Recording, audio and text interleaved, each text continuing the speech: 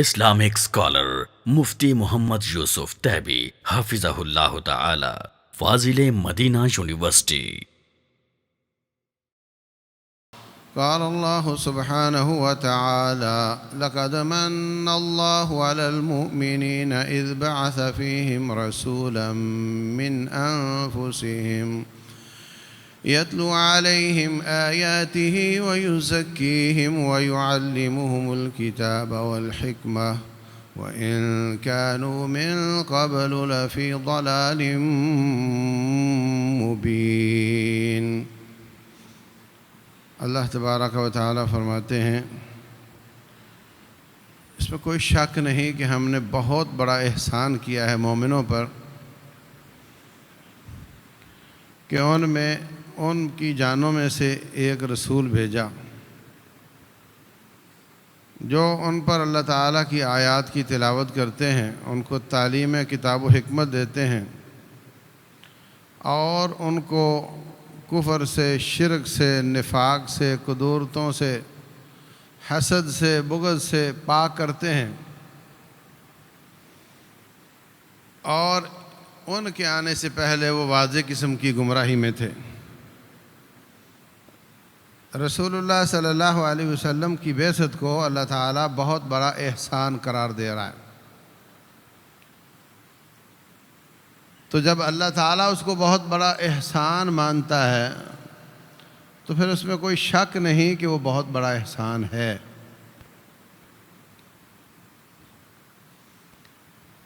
رسول اللہ صلی اللہ علیہ وسلم کوئی بہت بڑا بجٹ لے کر نہیں آئے تھے کہ اللہ نے بھیجا ہو کہ آپ نے میرا دین غالب کرنا ہے تو بتائیں کیا چاہیے۔ تو کہیں جناب اتنی بڑی فوج اور اتنے ایکوپمنٹ چاہیے، اتنا اسلحہ چاہیے، اتنے گھوڑے چاہیے اور اتنے لوگ ہوں اور اتنا پیسہ ہو تو میں اس دین کو غالب کر سکتا ہوں۔ آپ تنہا تشریف لائے ہیں خالی ہاتھ، اور آ کر کے لوگوں کو اسلام کی دعوت دی۔ آسمان سے وحی آئی، آپ نے وحی کی اتباع کی، جیسے جیسے رب فرماتا گیا وہ عمل کرتے گئے۔ جو اللہ تعالیٰ نے حکم دیا اس کی پیروی کی، جس سے منع کیا اس سے رک گئے، جو شریعت دی اس کو آگے پہنچایا، اس میں اضافہ نہیں کیا، اور جو آسمان سے آیا اس میں کمی نہیں کی، بلکہ اس کو ایز اٹ از آگے پہنچا دیا، اور جو کسی کو بتایا اس پر عمل کر کے دکھایا، جو بات کی اس کو اپنے عمل سے ثابت کر کے دکھایا۔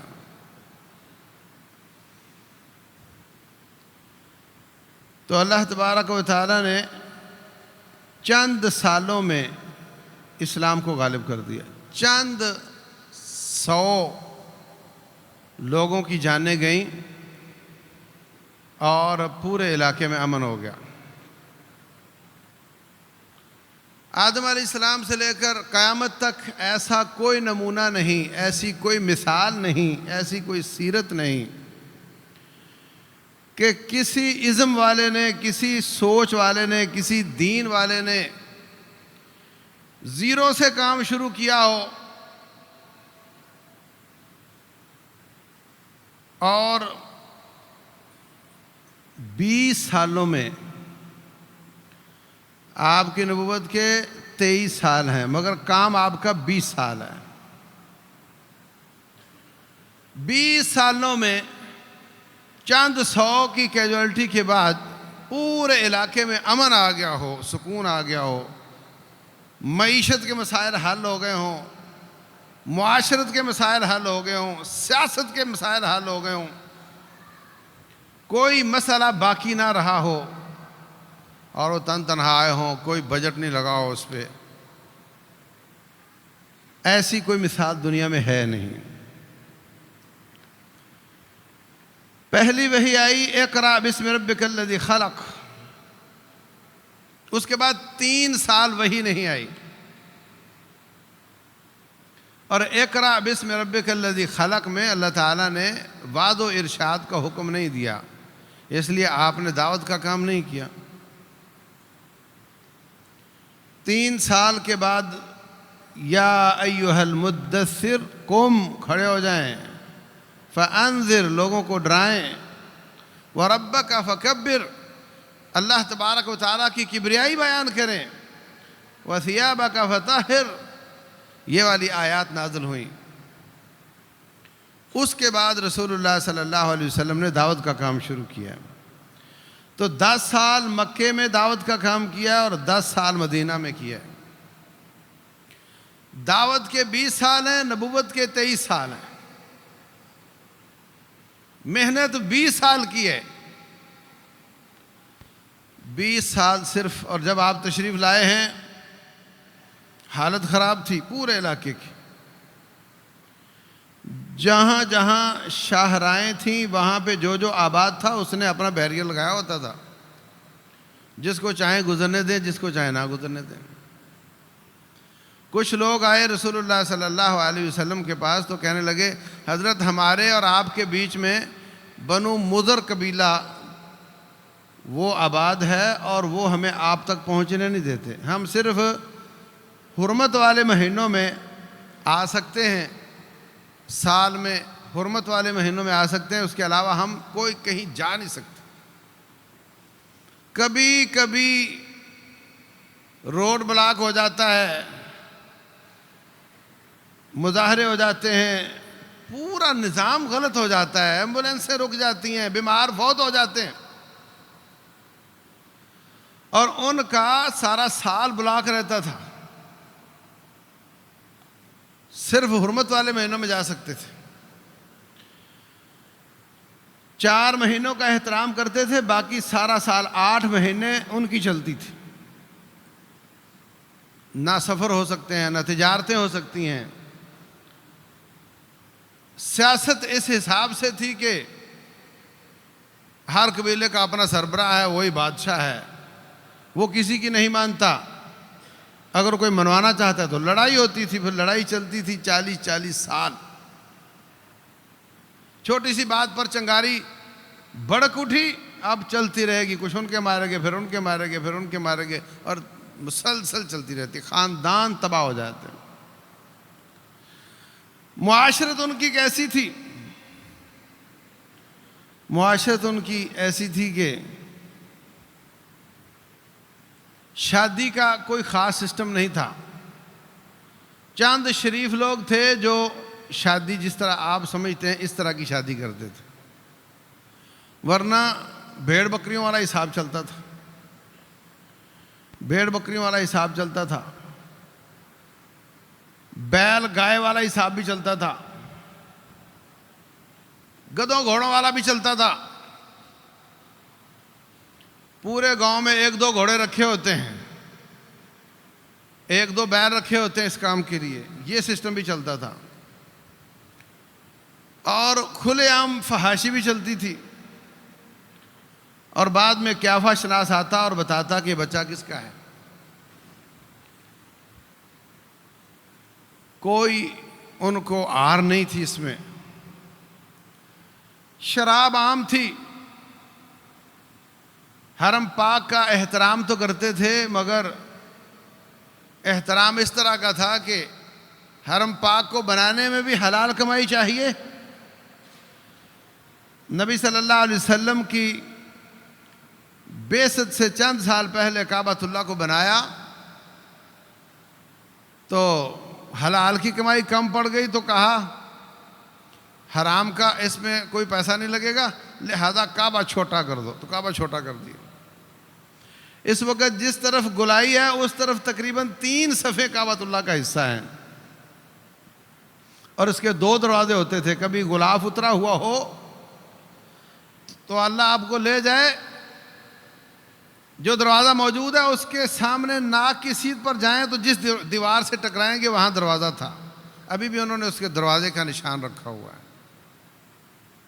2 دروازے تھے اور بنیاد نیچے تھی، سیڑھی کی ضرورت نہیں ہوتی تھی، لیکن انہوں نے کہا کہ جو چاہتا ہے اس کے اندر آ جاتا ہے. اس کی بنیاد اونچی رکھو تاکہ سیڑھی چاہیے ہو، سیڑھی ہمارے پاس ہوگی تو ہماری مرضی کے بغیر کوئی اس میں نہیں جائے گا.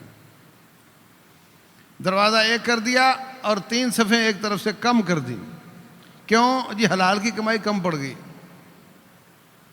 نہ تو کسی اور کا پیسہ لگوائیں گے، ہم ہیں کعبہ والے، صرف ہمارا ہاشمیوں کا پیسہ لگے گا اور لگے گا بھی حلال والا. اب کسی سے چندہ لینا نہیں، اپنے پیسے کم پڑ گئے تو کعبہ چھوٹا کر دیا. جو طواف کرنے آتے تھے ان کے بارے میں بھی یہ ان کا تصور تھا کہ یہاں کوئی شخص ایسے کپڑے جس میں اس نے کوئی گناہ کیے ہوں یا ایسے کپڑے جو حرام کے پیسے سے بنے ہوں وہ پہن کر نہیں آئے گا. تو اب کیا کرتے؟ حرام خوری تو بہت تھی. اب جو بھی آتا وہاں پہ متولیوں نے کچھ جوڑے رکھے ہوتے، اپنے کپڑے اتارو، یہ پہنو، طواف کرو. اور جب وہ جوڑے کم پڑ جاتے اور بندے زیادہ آ جاتے تو مرد ہو یا عورت ہو کہتے کہ حرام والے کپڑے تم پہن نہیں سکتے، حلال والے ہیں نہیں، ایسے برہنہ طواف کرو. تو برہنہ طواف کرتے. یہ عقل تھی ان کی. معاشرت ان کی اس طرح کی تھی، سود میں قوموں کو دبایا ہوا تھا، غلام بنایا ہوا تھا. سیاست ان کی افراتفری کا شکار تھی، معیشت میں سود کے نیچے دبے ہوئے تھے. ایسی صورتحال میں رسول اللہ صلی اللہ علیہ وسلم تشریف لاتے ہیں. 10 سال تو صرف اللہ کے حقوق پورے کرنے کی تلقین فرمائی. ایک ہوتے ہیں بندوں کے حقوق، ایک ہوتے ہیں اللہ کے حقوق. اللہ کا حق یہ ہے کہ اس کو ایک سمجھا جائے، اس کے ساتھ کسی کو شریک نہ ٹھہرایا جائے. تو سب سے پہلے تو پیدا کرنے والے کے حقوق پورے کرو نا، باقی حقوق بعد میں دیکھیں گے. اللہ تبارک و تعالیٰ کے حقوق اس کو دینے. بتوں کی پوجا سے منع کیا. عقیدے میں وہ اتنے گندے تھے کہ جو راستے میں پتھر اچھا لگتا اس کو پکڑ کے سنبھال لیتے اور اس کی پوجا شروع کر دیتے. آگے چلتے چلتے کوئی اس سے اچھا نظر آیا تو اس کو پھینک دیتے، اس کی شروع کر دیتے. اگر کوئی پتھر ساتھ نہیں ہے تو گدھے گھوڑے نے پیشاب کیا، اس کے ساتھ مٹی کو گیلا کیا اور اس میں اس کے ساتھ ایک بوت سا بنا لیا، وہاں اس کی پوجا کر لی، پھر آگے نکل گئے. غیرت مند بہت تھے، مگر غیرت ان کی کس طرح کی تھی کہ میرے ہاں بچی پیدا ہو گئی ہے اور یہ بچی جوان ہوگی تو پھر شادی کرنی پڑے گی، تو میری بچی کسی کے گھر جائے گی، میری بچی اس کے گھر جا کر ان کے کام کرے گی. میں یہ پسند نہیں کرتا، لہذا بچی کو زندہ گڑھے میں ڈال کر اوپر مٹی ڈال دیتے تھے. یہ ان کی عقل تھی. یعنی ایک سے ایک بیماریاں، ایک سے ایک قباحتیں، بری حالت تھی. جب رسول اللہ صلی اللہ علیہ وسلم تشریف لائے، آپ نے آتے ہی فرمایا لوگو قولوا لا الہ الا اللہ، لا الہ الا اللہ کہہ دو تفلحوا، کامیاب ہو جاؤ گے. تملک العرب وتدین لکم العجم، عربوں کے بھی عجموں کے بھی مالک بن جاؤ گے. سبحان اللہ. لا الہ الا اللہ میں کیا پاور ہے بھائی، کیا طاقت ہے اس کلمے میں. اللہ کے سوا کوئی عبادت کے لائق نہیں ہے. وہ کہتے تھے اجعل الآلہۃ الہا واحدا ان ھذا لشیء عجاب. ایک بت بچے دیتا ہے، ایک بیماریاں رفع کرتا ہے، ایک خزانے دیتا ہے، ایک بارش دیتا ہے، یہ نبی عجیب ہیں. کہتے ہیں سارے کام ایک ہی رب کرتا ہے. یہ تو بڑے تعجب کی بات. اور جب وہ خشکی میں ہوتے تو اپنے بتوں کو پکارتے تھے مصیبت کے وقت، اور جب تری میں ہوتے، سمندر میں کشتی بھنور میں پھنس جاتی تو پھر کہتے یہاں تو بھائی نیچے مٹی بھی نہیں ہے، پانی پانی ہے، یہاں آبادی بھی دور ہے، اب یہاں کوئی نہیں پہنچ سکتا، اب صرف اللہ ہی کام کرے گا۔ پھر خالص اللہ کو پکارتے ہیں۔ وَإِذَا رَكِبُوا فِي الْفُلْكِ دَعَوُا اللَّهَ مُخْلِصِينَ لَهُ الدِّينَ، جب کشتی میں بیٹھتے تو خالص اللہ تعالیٰ کو پکارتے۔ فَلَمَّا نَجَّاهُمْ إِلَى الْبَرِّ إِذَا هُمْ يُشْرِكُونَ، جب اللہ تعالیٰ ان کو خشکی کی طرف نجات دے دیتا تو پھر اس کے غیروں کو، شریکوں کو پکارنا شروع کر دیتے۔ اللہ فرماتے ہیں کیا تم بے خوف ہو گئے ہو کہ ایک طوفان آئے اور تمہیں اڑا کر کے دوبارہ دریا سمندر میں لے جائے؟ کیا تم اس بات سے بے خوف ہو گئے ہو کہ اللہ تعالیٰ اس مٹی کو اجازت دے اور وہ تمہیں اپنے پیٹ میں لے جائے، تم نیچے دھنس جاؤ؟ تم سمجھتے ہو کہ مٹی کے اوپر ہم محفوظ ہیں اور پانی کے اوپر ہم غیر محفوظ ہیں، اور مٹی کے اوپر بہت کام کریں گے اور پانی کے اوپر صرف اللہ ہی کو پکارا جائے گا؟ آپ تو کہیں بھی محفوظ نہیں ہو، ہر جگہ پہ ہماری مہربانی سے ہی جی رہے ہو۔ تو رسول اللہ صلی اللہ علیہ وسلم نے مکارم اخلاق کا سبق دیا۔ آپ نے اپنی دعوت کی جو بنیاد رکھی وہ خدمت تھی، امانت تھی، صداقت تھی۔ آپ کی ذاتی سیرت طیبہ وہ اتنی عالی شان تھی کہ لوگ آپ کو اچھے اخلاق سے جانتے تھے۔ اس شہرت پر اپنی دعوت کی بنیاد رکھی کہ جب تم دنیاوی حساب سے میری قدر کرتے ہو، اپنے جھگڑوں میں مجھے ثالث مانتے ہو، اور میری صداقت و امانت یہ آپ کے بیچ میں معروف ہے، تو جب میں وہاں سچا ہوں تو اس دعوے میں بھی سچا ہوں کہ مجھے اللہ تعالیٰ نے اپنا رسول بنا کر بھیجا ہے۔ فرمایا لوگوں جمع ہو جاؤ، پہاڑ پر جمع ہو گئے۔ فرمایا اگر میں کہوں پہاڑ کے پیچھے دشمن ہے اور تم پر وہ حملہ آور ہونے والا مان لو گے؟ کہا بالکل۔ آپ نے کبھی جھوٹ نہیں بولا۔ کہا اگر مجھے آپ سچا مانتے ہو تو پھر اس بات کو مانو کہ میں اللہ تعالیٰ کی طرف سے سچا رسول ہوں اور اللہ کے سوا کوئی عبادت کے لائق نہیں ہے۔ فوراً تتر بتر ہو گئے۔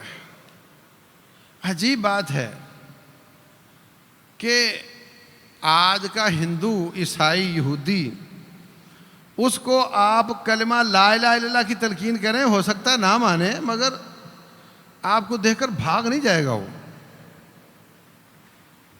فوراً ری ایکشن نہیں دکھائے گا جیسے ابو لہب نے دکھایا۔ کہتا ہے ہلاکت ہو نعوذ باللہ، اس کام کے لیے بلایا تھا آپ نے۔ فوراً ری ایکشن نہیں دکھاتے، لیکن وہ عرب تھے اور وہ اس کلمے کی اہمیت کو سمجھتے تھے، اس لیے فوراً ری ایکشن دکھاتے تھے۔ ابو لہب چچا تھا یا تایا تھا رسول اللہ صلی اللہ علیہ وسلم کا، لمبا قد، سرخ و سفید رنگ، اعلیٰ خاندان، قریشی ہاشمی۔ اور ابو لہب اس کو اس لیے کہتے تھے کہ وہ انگارے کی طرح دہکتا تھا، اس کا چہرہ جگمگاتا تھا۔ ہمارے لوگ دیکھتے تو کہتے کیا نورانی چہرہ ہے، ہاں کیا نور ٹپک رہا ہے، بہت خوبصورت تھا، اس لیے اس کو ابو لہب کہتے تھے۔ رسول اللہ صلی اللہ علیہ وسلم کی پیدائش پر اس نے لونڈی کو آزاد کیا، انگلی کے اشارے سے کہا چل لونڈی، اس نے آ کر کہا آپ کو اللہ نے بھتیجا دیا ہے، تو خوش ہو کر کہتا چل تو آزاد ہے، لیکن بات نہیں مانی۔ خوش بڑا ہوا مگر بات نہیں مانی، خوش بہت ہوا مگر بات نہیں مانی۔ ایک غلام میرے خیال سے آج کے زمانے میں اگر حساب لگائیں تو 70-80 لاکھ کا تو ہوگا نا، مطلب 70-80 لاکھ کا اس نے صدقہ کر دیا آپ کی خوشی میں، آپ کی پیدائش کی خوشی میں۔ جتنے بھی لوگ تھے اس وقت اسلام تو ابھی آیا نہیں تھا. انہوں نے خوشی منائی اور ابو لہب نے 70-80 لاکھ کا صدقہ کر دیا.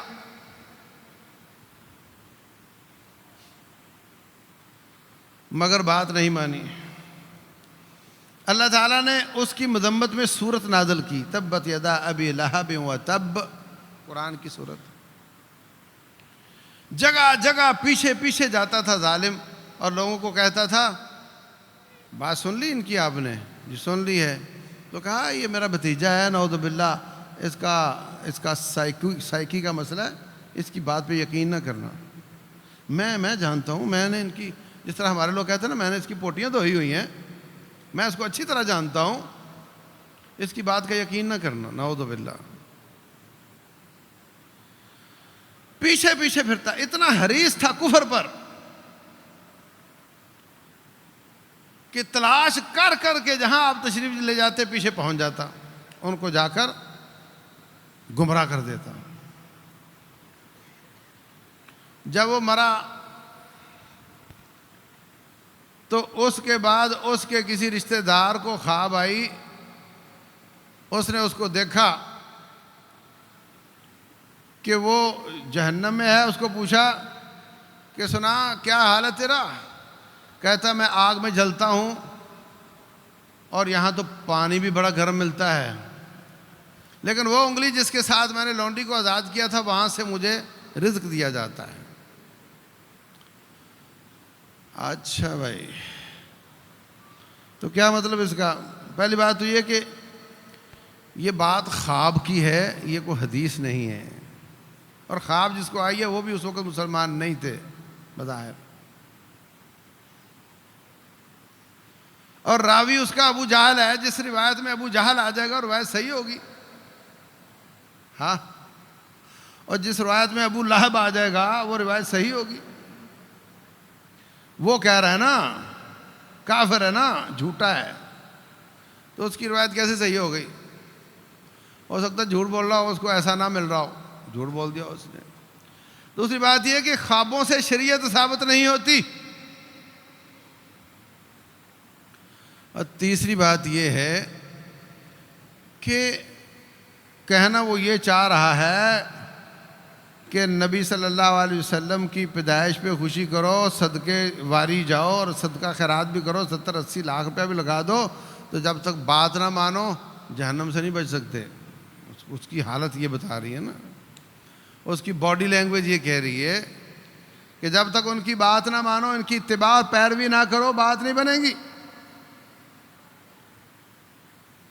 خوشی بھی منا لو، صدقے بھی کر لو، لیکن جانا آگ میں ہی پڑے گا. یہ ثابت ہوتا ہے اس سے. اب ہمارے مسلمان اس سے یہ ثابت کرنا چاہتے ہیں کہ دیکھو جی خوشی منانے کا فائدہ ہوتا ہے. خوشی منانے کا فائدہ تو پھر یہ ہونا چاہیے تھا کہ وہ آگ میں نہ جاتا، جانا تو اس کو آگ میں پڑا. تو ثابت ہوا جو صرف خوشی منائے اور بات نہ مانے اس کو خوشی منانے کا فائدہ نہیں بلکہ اتباع نہ کرنے کا نقصان ہوگا. تو میرے عزیز بھائیوں، مختلف قسم کی دلیلیں بنا بنا کر پیش کی جاتی ہیں. اللہ فرماتے ہیں وَبِذَلِكَ فَلْيَفْرَحُوا، نعمتوں پر خوش ہونا چاہیے.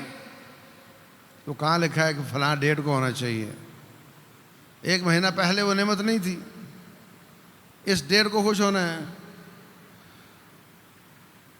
صحابہ کرام نبی صلی اللہ علیہ وسلم کی تشریف آوری پر خوش ہو رہے تھے، بیٹھے بولے دیکھو محفل میلاد منا رہے تھے. تو کیا 12 تاریخ تھی؟ وہ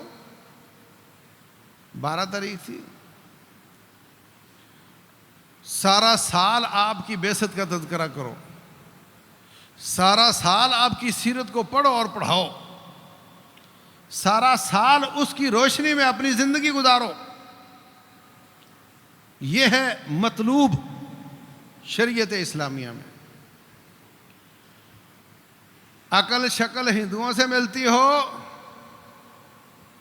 عورت فلمی ایکٹروں جیسے لباس پہن کر بولے میں میلاد منانے کے لیے آئی ہوں. لا حول ولا قوت الا باللہ، یہ گستاخی ہے اور یہ بہت بڑا مذاق ہے کہ ڈھول کی تاپ پر گدھے گھوڑے سجا کر بے حیائی والا لباس پہن کر عورتیں باہر آئیں، مردوں کی شکلیں عقلیں ہندوؤں سے ملتی ہوں اور کہیں جی ہم آپ کا دن منانے کے لیے آئے ہوئے ہیں۔ اگر آپ کو رسول اللہ صلی اللہ علیہ وسلم سے محبت ہے تو ان کی صورت مبارک سے محبت کر۔ دل تیرا یہ ہے کہ تجھے ان کی صورت مبارک پسند نہیں اور تم میلاد منانے کے لیے آ گیا ہے۔ تو ہندوؤں کی شکل میں مرنا چاہتا ہے، دیکھو نا جس شکل میں ہو اسی میں مرو گے نا، موت تو کسی وقت بھی آ سکتی ہے۔ اور جب موت آ جاتی ہے تو پھر گھر والے جلدی میں ہوتے ہیں، وہ کہتے ہیں جلدی کرو، کوئی یہ تکلف نہیں کرے گا کہ آپ کو کوئی ایسی شکل بنا دے کہ کوئی بال پلانٹ کر کے کوئی آپ کی شکل کوئی صحابہ کرام جیسی کر کے آپ کو قبر میں اتارا جائے، ایسا کچھ نہیں ہوگا۔ وہ کہیں گے جلدی کرو۔ اور ویسے ایسی کوئی مشین آئی بھی نہیں کہ جو مرنے کے بعد آپ کی شکل ٹھیک کر دے۔ جس شکل میں ہو اسی میں مرو گے، اسی میں قیامت والے دن اٹھائے جاؤ گے۔ اور اگر آپ کو نبی صلی اللہ علیہ وسلم کی شکل پسند نہیں، صورت مبارک پسند نہیں، تو پھر کاہے کا کیا منانا اور کیا نہ منانا۔ تو میرے عزیز بھائیوں، رسول اللہ صلی اللہ علیہ وسلم کائنات کے کامیاب ترین شخصیت ہیں۔ جس زاویے سے بھی دیکھ لو آپ، کوئی انصاف کرنے والا کافر بھی ہو نا، وہ کہے بغیر نہیں رہ جاتا کہ آپ کی شخصیت ایک کامل متکامل ہے۔ جس زاویے سے بھی دیکھیں، قیامت کی تک اور آسمان کی آنکھوں نے ایسی شخصیت کبھی نہیں دیکھی۔ آپ کوئی موضوع لے آؤ، آپ کو کوئی نہ کوئی حدیث مل جائے گی، کوئی نہ کوئی آیت مل جائے گی، کوئی آپ کا سیرت کا پہلو مل جائے گا۔ آپ کچھ بھی کرنا چاہتے ہو، میں بول رہا ہوں نا، اس پہ ایس او پیز سارے شریعت میں موجود ہیں، کیسے بولنا ہے۔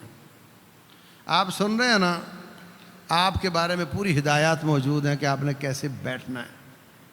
رسول اللہ صلی اللہ علیہ وسلم فرماتے ہیں، جو شخص جلدی آتا ہے، فجر کے بعد نماز پڑھ کر ناشتہ کر کے نہا دھو کر فوراً آ جاتا ہے، مسجد میں آ گیا، مطلب 6-7 بجے آ گیا، پیدل آتا ہے،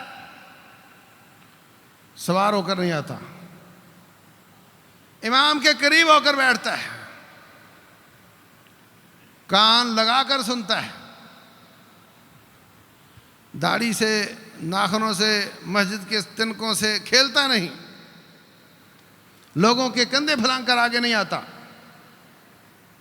فرمایا اس کو ہر قدم پر 1 سال رات کے قیام اور دن کے روزوں کا اجر ملتا ہے۔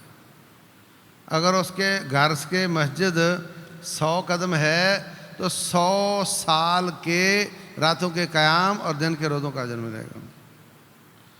اگر اس کا گھر مسجد سے 200 قدم پر ہے تو 200 سال راتوں کے قیام اور دن کے روزوں کا اجر ملے گا۔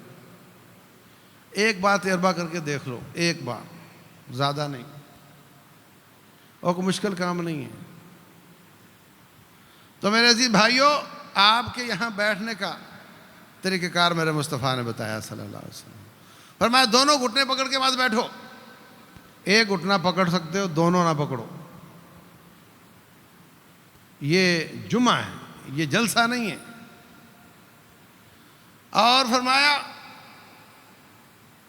چپ رہو، بولو نہیں، جو کسی سے بات کرتا ہے اس کا خطبے کا اجر ضائع ہو جاتا ہے۔ یہ سب طریقے بتائے ہوئے ہیں۔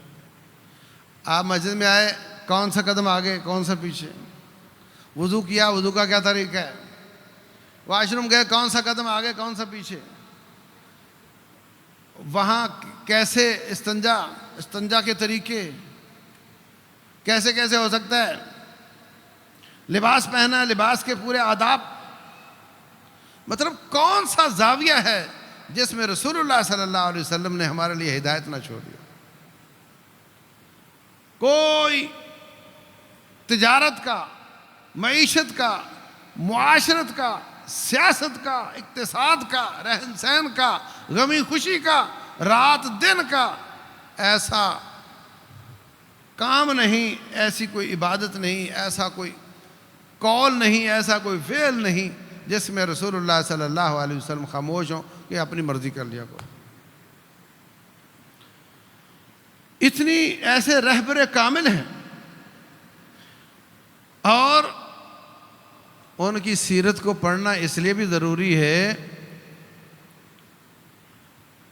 کہ جب تک ان کی ایتھینٹسٹی نہ مانی جائے، نہ قرآن کو مانا جا سکتا ہے، نہ سنت مصطفیٰ کو مانا جا سکتا ہے صلی اللہ علیہ وسلم۔ آپ کے ہونٹ مبارک ہلتے تھے تو آیت نکلتی تھی، وہ فرماتے تھے یہ آیت ہے تو ہم مان لیتے وہ آیت ہے، وہ فرماتے یہ آیت نہیں، ہم کہتے ہیں جی آیت نہیں۔ آیت کو آیت سمجھنے کے لیے بھی ان کو ماننا پڑتا ہے۔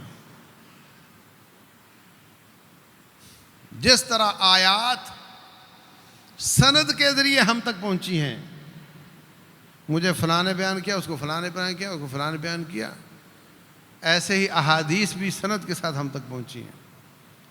جو ثبوت کا طریقہ آیات کا ہے وہی ثبوت کا طریقہ احادیث کا ہے۔ اس لیے رسول اللہ صلی اللہ علیہ وسلم کے فرمانے پر ہم نے قرآن کو قرآن مان لیا، ان کے فرمانے پر ان کے فرمان کو کیوں نہیں مانتے؟ اللہ فرماتے ہیں وَلَقَدْ يَسَّرْنَاهُ بِلِسَانِكَ لِتُبَشِّرَ بِهِ الْمُتَّقِينَ، ہم نے قرآن کو تیری زبان کے ساتھ آسان کیا ہے۔ قرآن ویسے نہیں سمجھ سکتے تھے مگر تیری زبان کے ساتھ آسان ہو گیا، آپ نے جو وضاحتیں کی ہیں اس کے ساتھ آسان ہوا ہے، تو اس کے بغیر ہم قرآن کو بھی نہیں سمجھ سکتے۔ فرمایا وَالسَّارِقُ وَالسَّارِقَةُ فَاقْطَعُوا أَيْدِيَهُمَا جَزَاءً بِمَا كَسَبَا نَكَالًا مِنَ اللَّهِ، چور مرد ہو یا عورت ہو، چوری کر لے تو اس کا ہاتھ کاٹ دو۔ قرآن تو اتنا ہی بولتا ہے، قرآن تو اتنا ہی بولتا ہے۔ اب کوئی قاضی پکڑے تو کلائی تک کاٹ دے، کوئی پکڑے تو کونی تک کاٹ دے، کوئی پکڑے تو بغل تک کاٹ دے۔ قرآن تو یہی کہتا ہے ہاتھ کاٹ دو، اور عربی زبان میں بغل تک ہاتھ ہوتا ہے۔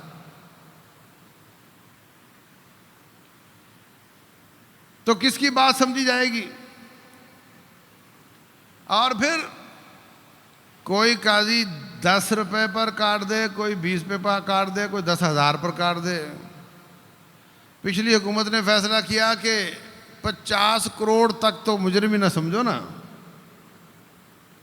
چور کی حد اسلام نے دینار کا چوتھا حصہ قرار دی، اور پچھلی حکومت نے کہا 50 کروڑ تک قابل مواخذہ نہیں ہوگا، اس کو نیب نہیں پکڑ سکی۔ تو کتنے پر پکڑا جائے گا، کتنے پر ہاتھ کٹے گا؟ 10 روپے پر ہاتھ کاٹ دو گے؟ 10,000 پہ کاٹو گے؟ یہ سب باتوں کے، سب سوالوں کے جواب رسول اللہ صلی اللہ علیہ وسلم دیں گے آپ۔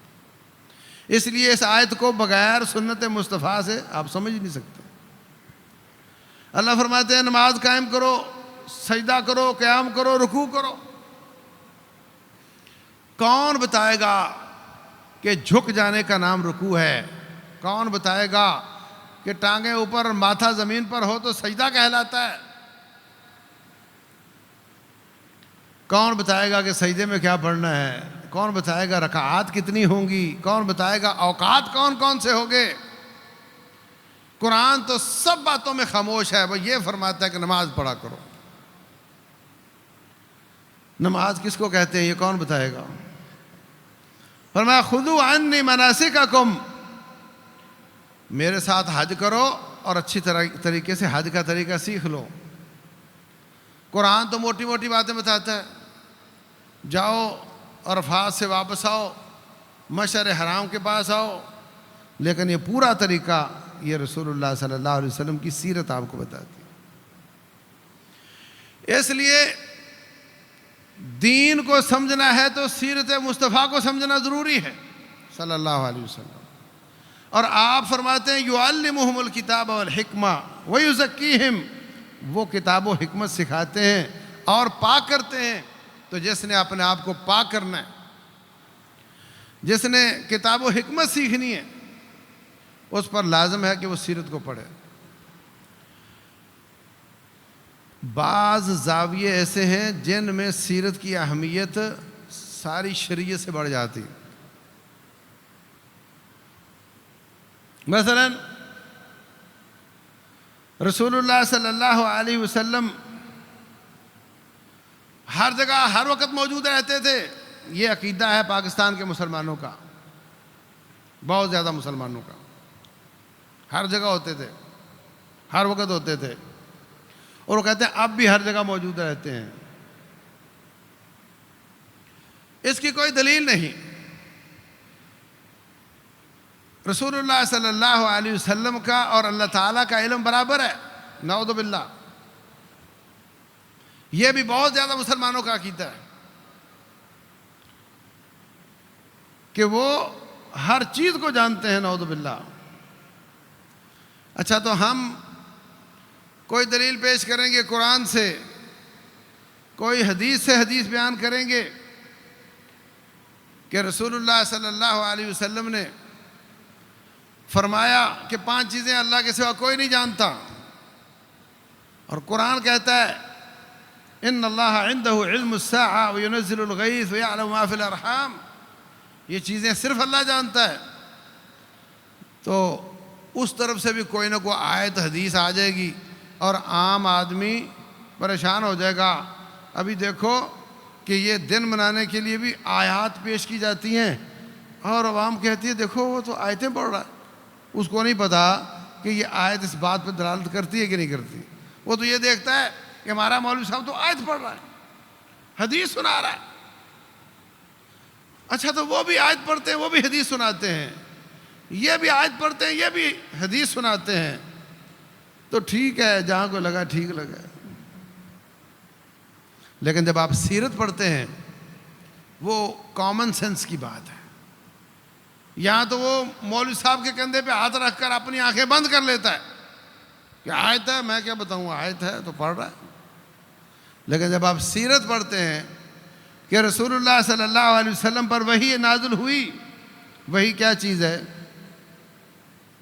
کھانے والی، سونگھنے والی، پکڑنے والی، کیا چیز ہے وحی؟ وحی انفارمیشن کا نام ہے، وحی علم کا نام ہے۔ اگر نبی صلی اللہ علیہ وسلم کا اور رب کا علم برابر ہے تو وحی آنے کی ضرورت کیا ہے؟ وحی آنے کی ضرورت ہی کوئی نہیں، جب ادھر بھی اتنا ادھر بھی اتنا ہے۔ اور پھر جب رسول اللہ صلی اللہ علیہ وسلم ہر جگہ پہلے سے موجود ہیں تو پھر ہجرت کرنے کی ضرورت کیا ہے؟ جی فلاں مارکے میں آپ تھے، فلاں میں آپ نہیں تھے، تو یہ فرق کیوں ہے؟ تو ہر مارکے میں تھے۔ پھر تو سیرت پڑھنے سے جو بات سمجھ آتی ہے وہ زیادہ کلیئر ہوتی ہے، اور آیت پڑھنے والے تو وہ دھوکے میں آ جاتے ہیں آیت سن کر کہ جی وہ بھی پڑھ رہا ہے، وہ بھی پڑھ رہا ہے، ہمیں تو کوئی سمجھ نہیں آ رہی۔ لیکن اگر سیرت کا مطالعہ کیا جائے، گھروں میں، دکانوں پر، مسجدوں میں سیرت کے حلقات قائم کیے جائیں، سیرت کو شروع سے لے کر آخر تک پڑھا جائے اور سمجھا جائے، تو اس سے بھی بہت زیادہ معاشرتی اور اقتصادی اور عقیدے کے مسائل حل ہو جاتے ہیں۔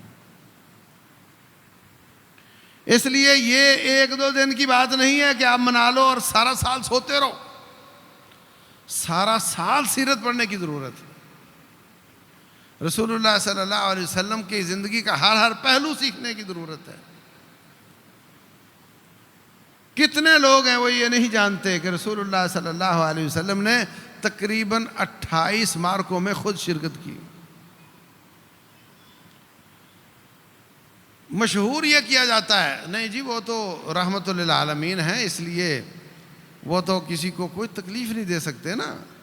بھائی ٹھیک ہے، مسلمان کو تکلیف تو نہیں دے سکتے، اور پرامن لوگوں کو تو نہیں دیتے، وہ یہ ان کا اخلاق ہے، اعلیٰ اخلاق ہے۔ لیکن جب ہاتھ یا بازو یا ٹانگ وہ کینسر زدہ ہو جاتی ہے، اللہ محفوظ رکھے، تو پھر ٹائم لے کر پیسے دے کر کٹوانی ہوتی ہے، اور ساتھ ڈاکٹر کا شکریہ بھی ادا کرنا ہوتا ہے کہ شکریہ ڈاکٹر، آپ نے میری ٹانگ کاٹ دی۔ وہ جو کینسر زدہ ہوتی ہے نا، اس کو کاٹنا باقی جسم کے لیے رحمت ہوتا ہے۔ تو رسول اللہ صلی اللہ علیہ وسلم رحمت ہیں، اور اس امت کے جو کینسر زدہ لوگ تھے ان کو آپ نے کاٹا اور باقیوں کے لیے رحمت بن گئے، اور جن کو کاٹا ان کے لیے بھی رحمت بن گئے۔ کیوں؟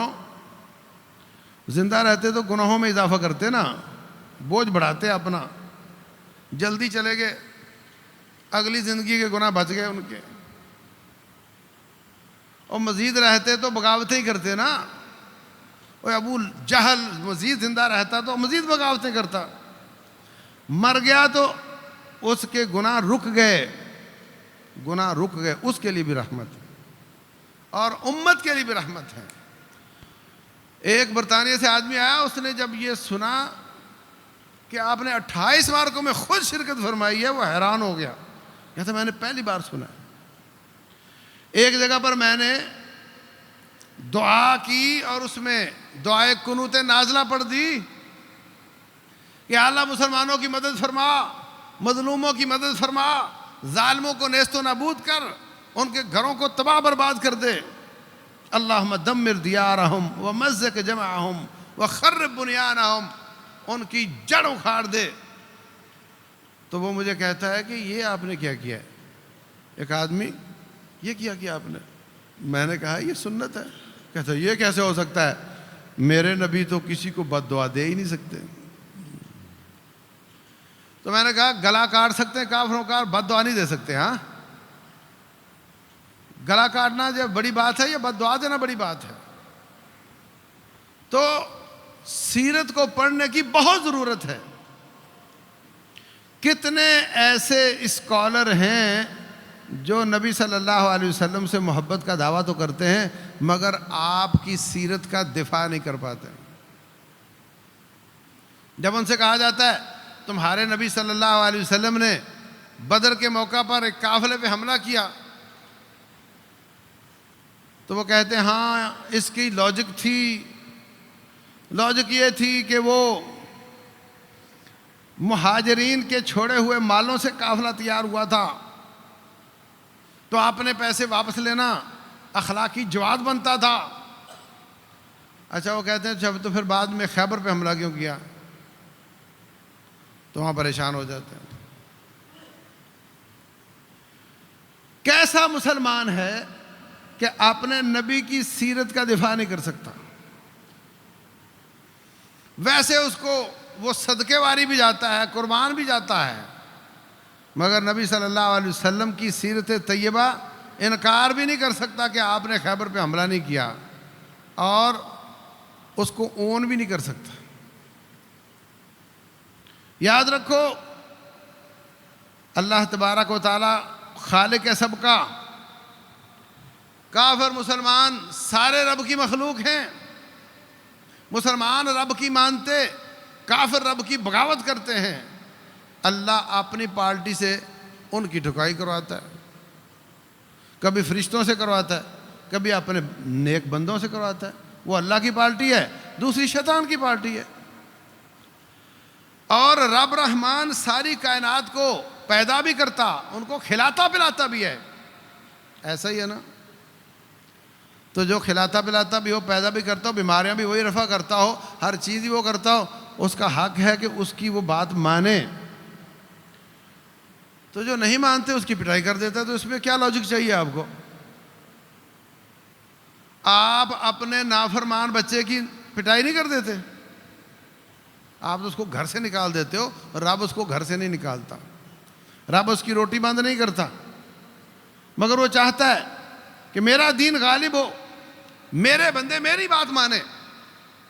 یہ ایک ہی لاجک کافی ہے کہ اللہ تعالیٰ خالق ہے، اس کا حق ہے کہ اس کی بات مانی جائے، جو نہیں مانتا اس کو سزا خود دے دے، یا فرشتوں سے دلوا دے، یا مسلمانوں سے دعا دے، قاتلوہم یعذبہم اللہ بایدیکم، ان سے لڑائی کرو، اللہ ان کو عذاب دینا چاہتا ہے تمہارے ہاتھوں کے ساتھ۔